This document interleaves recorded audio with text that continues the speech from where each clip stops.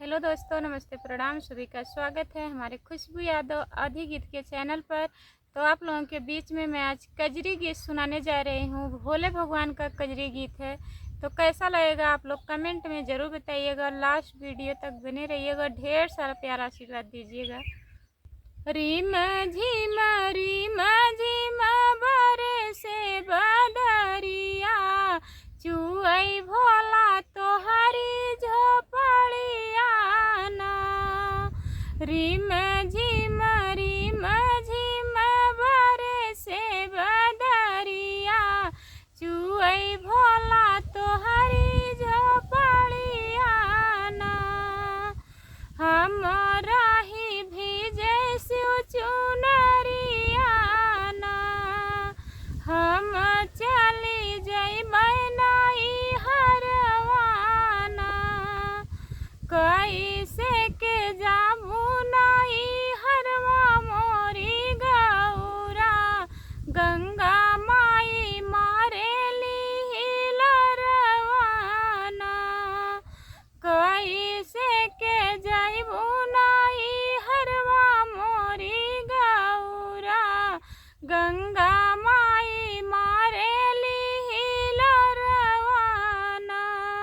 चंदन काठ के नैया बनवाइबै, चली जइबै अपने नाई हरवाना।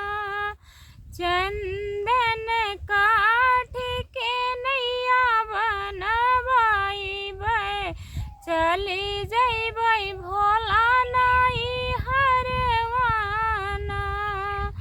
टूटी जइहै नाइया हो बूढ़ी जइबू गौरा, टूटी जइहै नाइया हो बूढ़ी जइबू गौरा।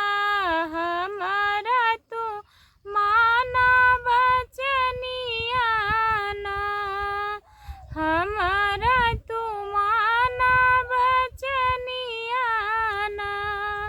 रीम झिम बरसे सवनवा, भोला चुई तोहरी झोपड़िया ना।